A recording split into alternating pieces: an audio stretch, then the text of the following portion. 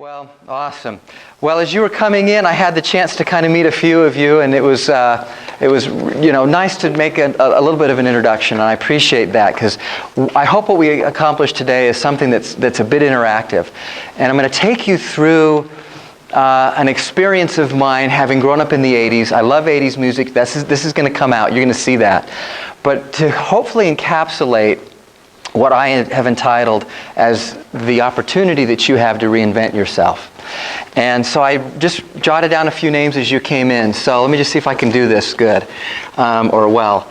So this is Lisa, right? Andy? Okay, very good. Bryson? Brandon. All right, where's Bryson? Okay, there's Bryson. So I got Brandon and Bryson mixed up. Mia? Yeah? Okay, very good. And so I will try to remember names as we go, but as part of our experience today, I hope that as you volunteer and speak up, that you'll just state your names so that it kind of help make that connection as we talk in dialogue. Dean, thank you for that, and let me get started here by sharing with you that there are some pop quizzes throughout this presentation. And so if you are able to answer these correctly, I have just a little gift for you. Now, I'm going to need some help, and I'm going to enlist Noah and Ethan, if you will. There will come a time where I ask for the name of the artist and the song, both. And so if you'll help me by identifying the first hand that comes up and you the second hand. Because if the first hand doesn't get it right, we'll give the second hand the chance, all right? So the name of the artist and the song, the title of the song, okay? All right. What if we can sing it? Then you can take the microphone and come right up and sing right along. Okay. All right. This first slide I'm going to show you, this picture was taken in 2005 during the funeral procession of Pope John Paul II. That is down the corridor there at the Vatican. Now look at this slide. It is the announcement of Pope Francis's election in 2013, just 8 years later. What's the major differences? What do you see? 1, 2, 1, 2, A, B, like your eye doctor. What do you see? The technology in 8 years has changed. In fact, if you look close enough on this first picture, you're going to see this one phone right there. And it's a flip phone, no less. I'm sure there were cameras invented at this time, but look at what we've done with technology in 8 short years. And this is just one example of that. Now look at this chart. That is the growth curve of technology that spans the last 600 years. This line right here today is nearly vertical. I mean, we have here the telescope invented, the steam engine, the light bulb, telephone car, and so on and so forth, all the way up. This line is almost straight up. With every passing month, there is some new cool technology that's invented, right? So in a world that is changing so rapidly, and technology reinventing itself every 4 to 6 years, how do you remain relevant? How can you reinvent yourself to retain relevancy and maintain a sharpness that will make you highly competitive in a highly competitive environment? So to help illustrate this, I've brought along an example of how music has changed over the last several decades, okay? Specifically, how we carry our music, all right? This is a picture of my dad's 1962 Bonneville. It's a Pontiac Bonneville. And we're caring for it while he's on an LDS mission. And a song that you might hear on this. Okay, I saw 1 and then 2. Okay. Okay, what song is it? Very good. All right. Pass that guy. Very good. So, somewhere circa 1950s, right? Okay. That's how we carried music around, as we listened to it on the radio. And if your car was mobile, your radio was mobile. Okay. All right. Fast forward another 4 to 6 years and we have this super cool invention, right? The transistor radio. 1, 2. El Paso. Oh no, Ring of Fire by Johnny Cash. Okay, you got it. Okay, pass it along. What is it, Dean? Johnny Cash. Yeah. Ring of Fire. I kind of like. We might listen to this one a little longer then. I'll watch the time. We have till what? 12:30. We got to get to the chorus. Come on, Andy. Ring of Fire. There you go. That's good. We need to get a microphone out here for you guys. All right. Very good. Very good. Now in the 70s, we moved to a much more portable platform for carrying music. You don't even recognize this. I bet half the audience doesn't even know what this is. This is an 8-track tape. This is an 8-track tape. This is President Wyatt's very own copy of Donnie and Marie. I borrowed it from him last... No, I'm just kidding. That's the 8-track. Commit this to memory. This is a music artifact. If you would like to touch it later, you're welcome to. 8-track tape. Good stuff back in the 70s.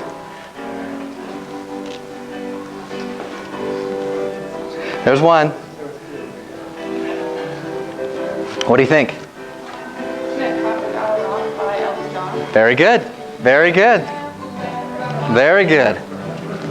Yeah. He's back at Vegas right now. He's playing at Caesars. Okay. Crocodile Rock. Very good. All right.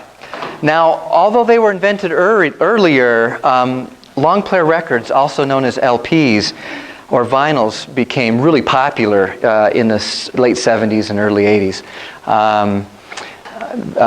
This was a great era of music. Of course, being a child of the 80s, I'm a little biased.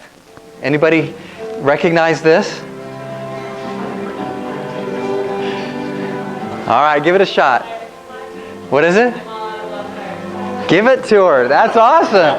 Congratulations. That was not that easy. That's Air Supply. Lisa. All right. Andy, Ethan,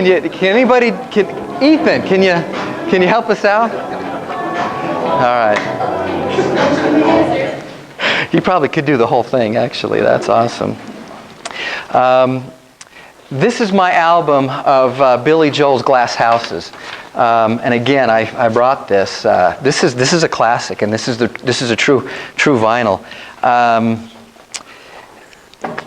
You know, music lovers today claim that vinyl LPs produce the best sounding music of all time. If you don't believe me, ask Professor Stillman. Is that not true? It's true. It is very true. And if you've not been to his office, you need to go. He's got a record player in there. It doesn't look quite like this, but it's pretty similar. And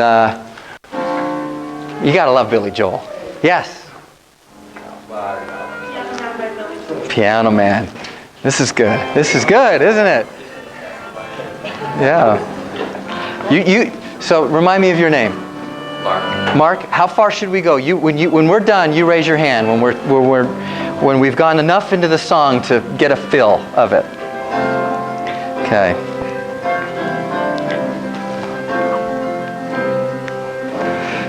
Okay, come on, Andy. Here you go. It's not a mic, I'm just kidding. Yeah.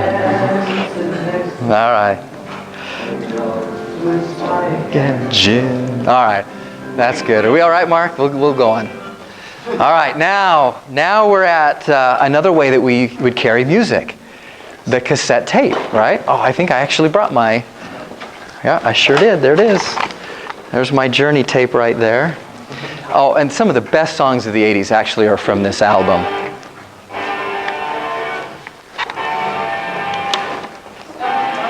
Stone in Love. Oh, come on. You're exactly right. Is this not good or what?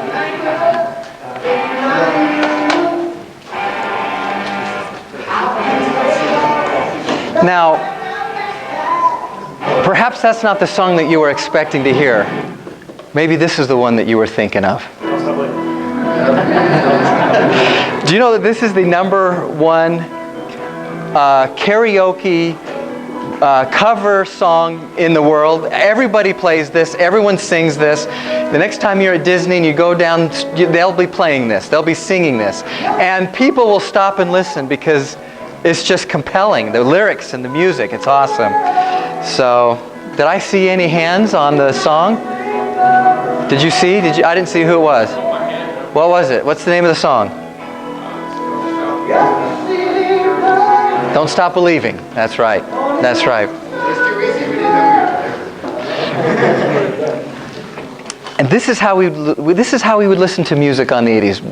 Boys and girls, this is a boombox. You probably haven't seen one in real life before. If you were lucky, your boombox would have a record button on it. And with that record button, you'd put your own cassette tape in, right? And you'd record the music that you liked off the radio. And you'd have your own little personal cassette tape of your favorite music. And these advancements are happening every 4 to 6 years that I'm taking you through. And if you were really lucky, you owned one of these. Sony Walkman. There's my Sony Walkman from the 80s right there. I'm not sure that it works, but again, these are artifacts. If you'd like to say that you touched them later, you're welcome to look at them. This may be a song that you would have listened to. Oh, I need to get some new hands up. Let's try here. He was second? Who was first? All right. Okay, I want to spread it out a little bit. I got some big music fans in here. All right. Who are we listening to? Anybody from the back row? No? Close. Close. Back row, right here. Yeah, what's the song? Yeah, that's right. Okay. Now, fast forward another 4 to 6 years, and we have a new medium of music, right? The cassette tape, the cassette disc, the CD, right? This became the most convenient way ever to carry music. I mean, it was just awesome. I didn't think there would be an invention as cool as the CD. This was the first time that you could skip tracks with the push of a button and not go fast forward. This was an awesome invention. This is how you would carry the music. Is with a Sony Discman, right? Now, the limitations of the Sony Discman. You had to sit with the music player on your desk, right? And have your earbuds on it, and you couldn't move, and you'd have to type, and you couldn't jostle the Discman, right? Because it would skip tracks. I mean, there's no way you could mow your lawn in that thing, right? With that thing on. So that to me, that was the first generation Discman there. Now, let's see here if I've got a. Oh, she got it. That's right. If the 90s are known for anything, they're known for the boy bands, right? Maybe Celine Dion, but it was mostly boy bands, right? Okay. Notwithstanding, can I just say that the music of the 80s was way better than the music of the 90s? And I don't even think I have to be that biased in that statement, although I am. All right. Okay, now move forward another 4 to 6 years. What do you think is going to be shown next? I did already, the iPod. So the iPod is that next way that we began to carry music.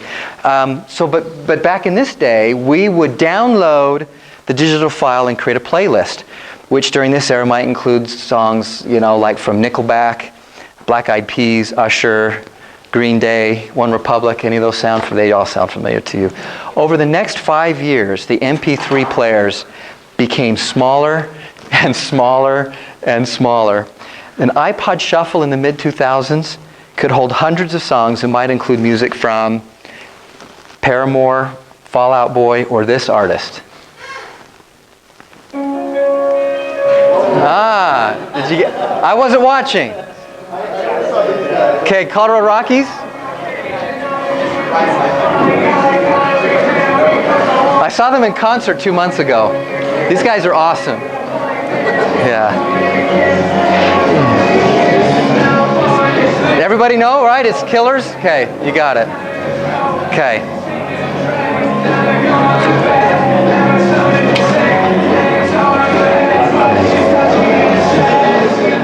All right. Now today, we don't carry our music around because we don't really even own our music. Instead, we stream the music that we listen to at the very moment that we want to listen to it, in the cloud and on demand. Can I just tell you that Spotify is the best $10 I spend out of my bank account, bar none, month to month. And the player? What's the player? Any device. Any device.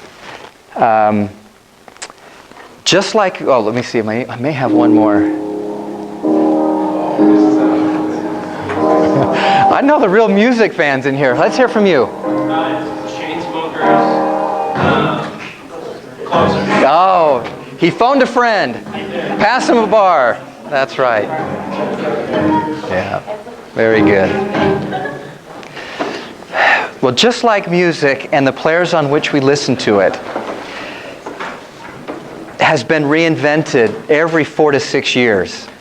And I just took you from Elvis Presley to the top Billboard charts. You have seen a reinvention every 4 to 6 years of how we have portabilized music. And it's been reinvented, and many of you have come to this university and you've had to reinvent yourself. The core of who you are has not changed, but hopefully your perspectives have and will continue to change. So where do you begin? I mean, where do you begin this reinvention process for you? This rediscovery or the sharpening of your skills, becoming relevant and staying relevant in your field. One of my favorite questions to ask in a job interview is, if you were stuck on an island for a month by yourself, what one single app would you want on your phone? And you can't include a browser. I'd be curious to know what your feedback would be. If you could only have one app, what would it be? Yes? Oh, okay. Good. So he wanted a weather Doppler app. Good. You'd want Pandora over here? Spotify? Okay. YouTube? I think Audible would have the best time. Yeah? Okay. I think that would be a good one. That actually would be one of mine. Yes? Amazon? Amazon? Yeah, right. Yeah. That's good. That wins it. Get him a bar because he could order a drone and bring a life preserver and perhaps a raft.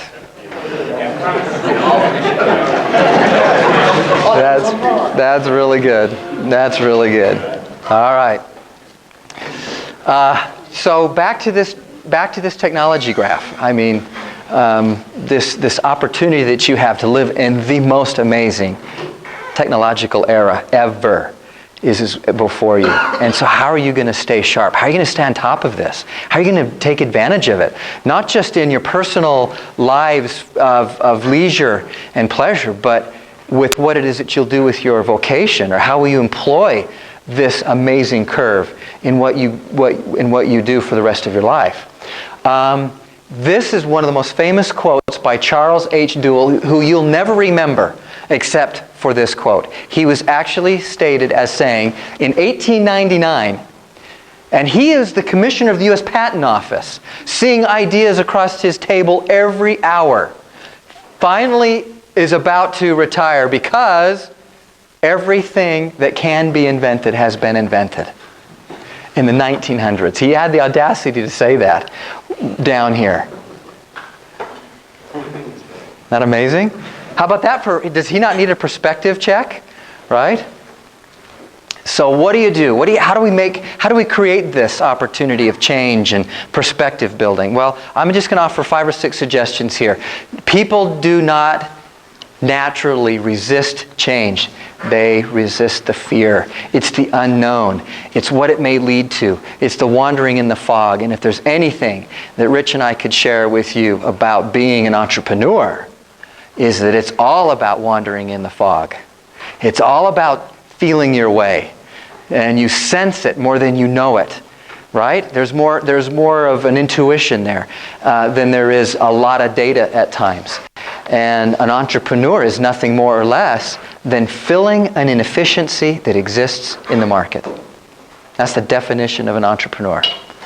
One who fills an inefficiency, a gap that's in the marketplace. And by the way, we are a weird breed of people. And those of you that are looking to be entrepreneurs, you're the only group of people I know of that are willing to work 80 hours to avoid working 40. You know what I mean by that? Can someone help explain that? Noah. Yeah, so I think what it relates to is you would rather spend 80 hours or however long it takes to create something for yourself, for something that's going to benefit you, not your employer. So, I would give up 80-hour work week working for somebody else making them money, and I would exchange that for whatever hour it took to make myself money. Yeah, good. Thank you for that. Awesome. Here's another tip for you. Identify your skills and complete them by collaborating with complementary skill sets, or at least interests that you may have. This is what artists do all the time, and an entrepreneur is an artist.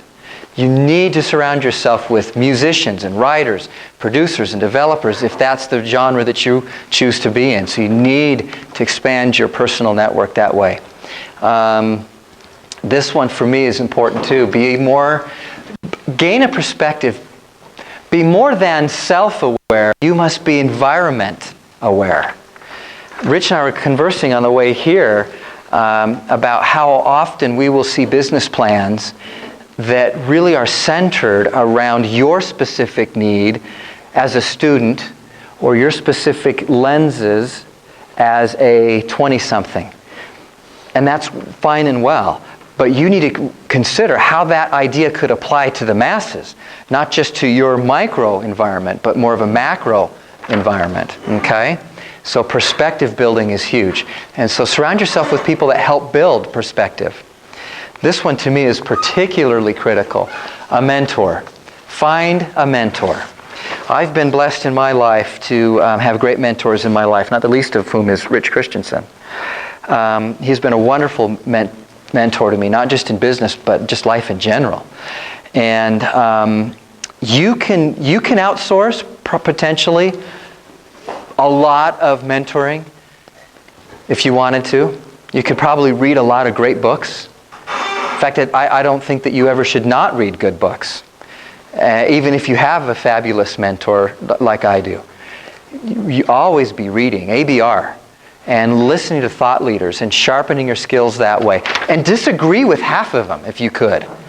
Really, underline the things that are important to you and question the things that you need to question so that you can develop that skill a bit better.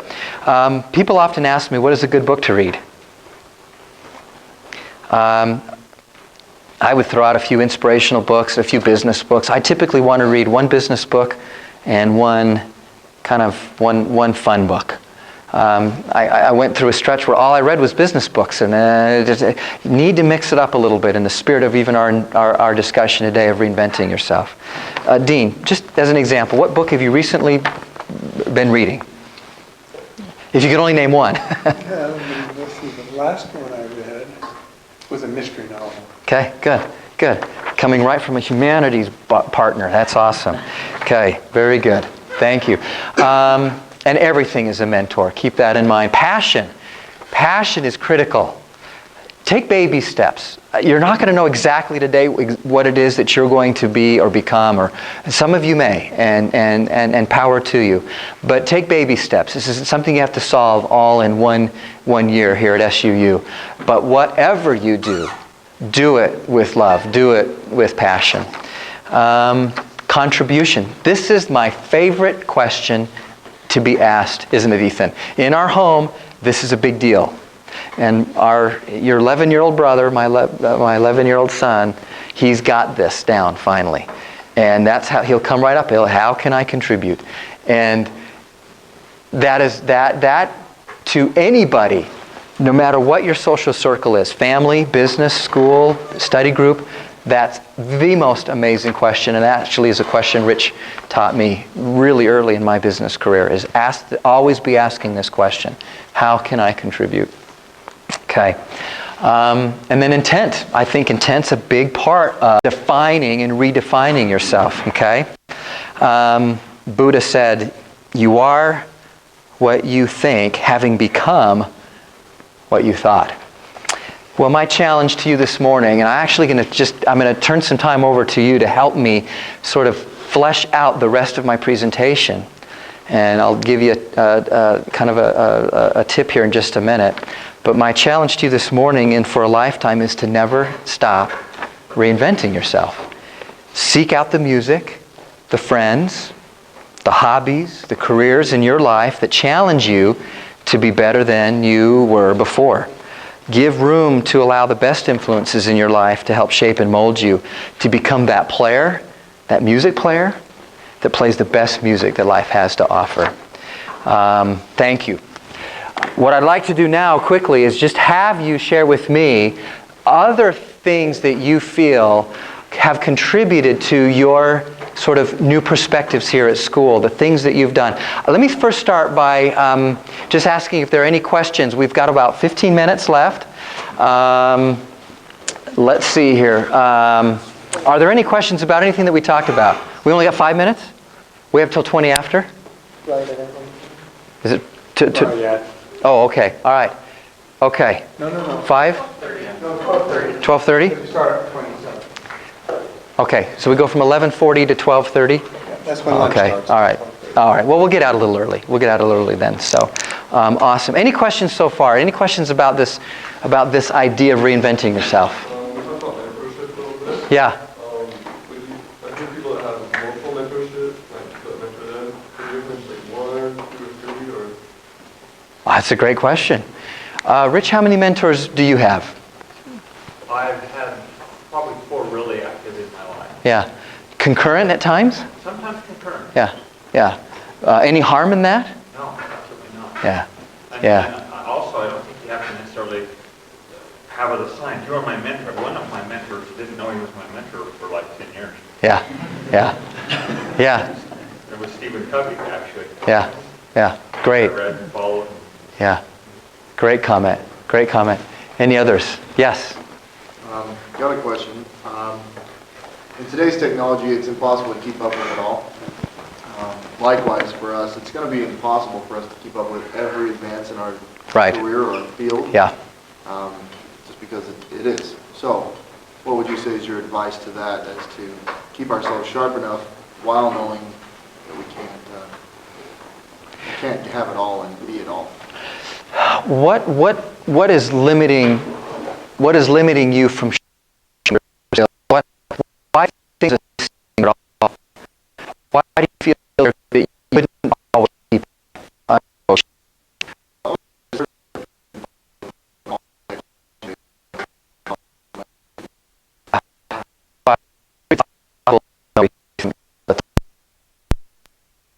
specialize, and what is it that you are going into? What are you leaning towards as a field?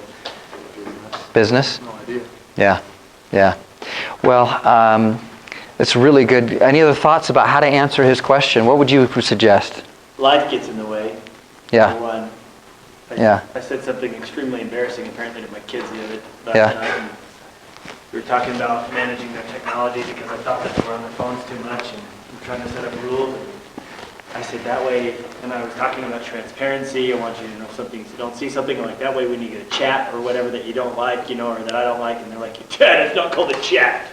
Like Yeah. or a snap, or what do you call it? Yeah. And so part of it is my life is just busy running my businesses and other things, and so I don't keep up with the lingo of vines and chats and snaps and pics and whatever the heck these things are called. Right. But that doesn't mean that I can't learn it. It just means that Yeah. Yes, that's what I'm I wondering. just not How do taking you the time to focus learn. how do you focus your attention on developing yourself? Where do you focus it to, knowing that life's going to get in the way, Yeah. without feeling as though you're getting passed up by other people? Right. Well, it's a really great question because you really don't know what you don't know. And there are opportunities where you may be able to go to trade shows. You may be able to, as through your mentors, glean some of that experience through reading.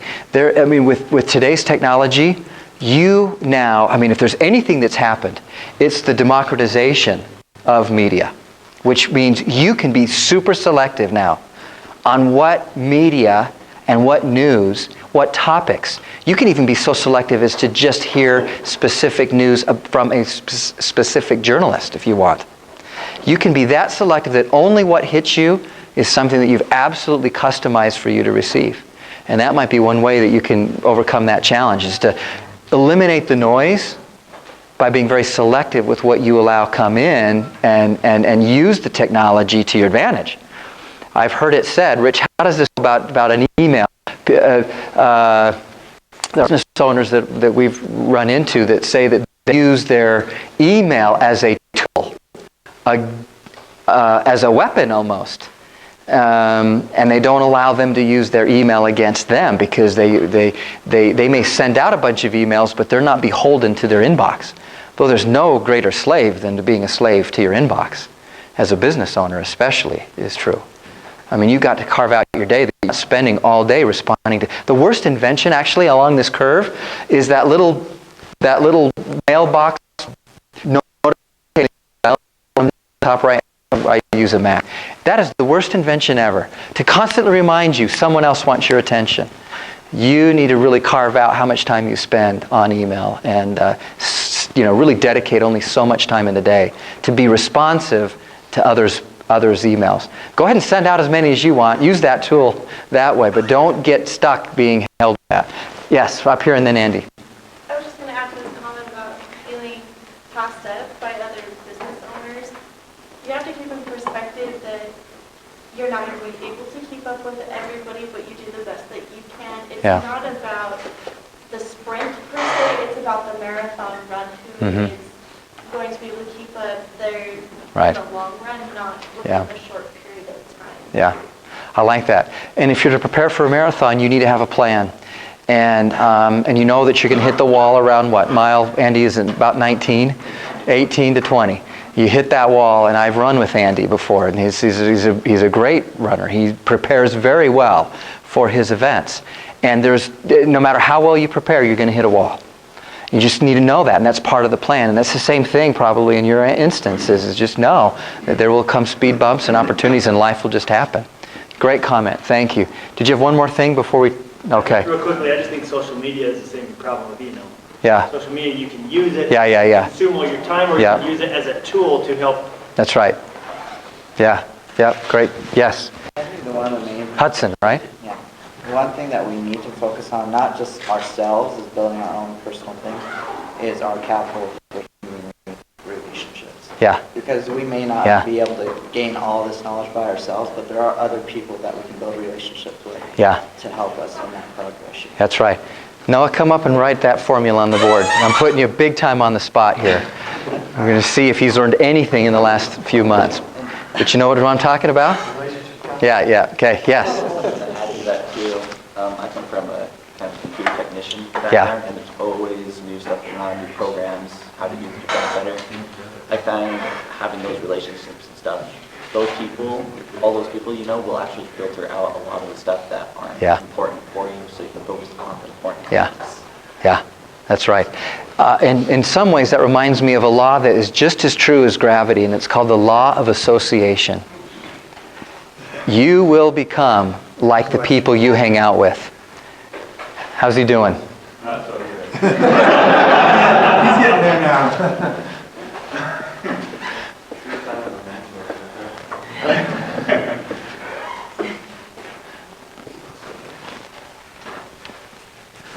I know this one. I'm testing you to make sure you remember. Some real impactful discussion. Here. Okay, help me out here. We will. Most people think that what it takes to start a business is a bunch of cash, a lot of money. It isn't true, is it? It isn't always true. Financial capital comes last, but it starts with these two very important pieces up here. Intellectual capital, what you know. Relationship capital, who you know. And that little plus sign in there, the big plus sign, that's service. That's adding value. So when you take smarts plus people and you add value between the two, it will equal financial capital. Yeah. And that is the formula for success right there in business, probably in life. Okay. Well, I said we get out of here early. Thank you for your time. You've been a great audience. I mean, obviously, you came to listen to this for part of class, but thank you for being engaging. Rich and I will be here afterwards a little bit longer. We're open and available to answer any questions you may have. Thank you.